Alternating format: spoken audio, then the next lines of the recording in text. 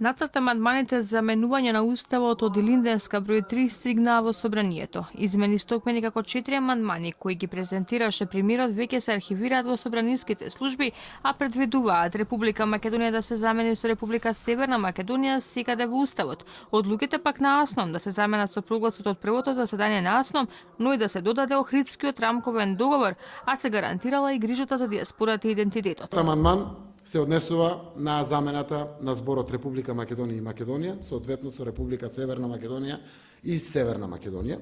И тоа се прави насекаде во Уставот, освен во членот 36, каде што има историски аспект. Одлуките на АСНОМ се заменуваат со прогласот од првото заседание на АСНОМ и се додава Охридскиот рамковен договор, за да биде конститутивен елемент на државата.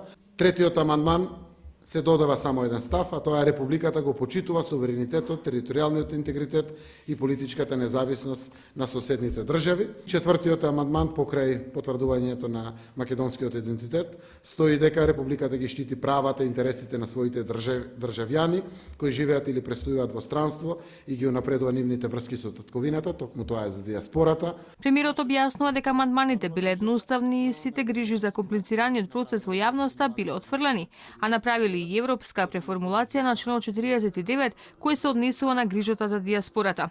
Во амандманите се инкорпорирани барањата на новата пратеничка група на осумината. Екс-министерката Елизабета Канчевска, која сега стои на чело на оваа група, вели дека тие во оваа фаза имале 3 амандмани кои ќе се однесуваат на гаранција на македонскиот идентитет, на спроведувањето и употребата на договорот. Сепак и покрај реакциите кај експертската јавност дека интервенциите кои ги бараат овие пратеници веќе ги има во договорот, Канчевска вели биле реални. За мене сите овие амандмани се многу реални и неопходни, морам да кажам. Ние многу разговаравме, дебатиравме, така да мислам дека се најде прифатливост, морам да кажам, и од другата страна, и навистина ми е драго што се најде прифатливост.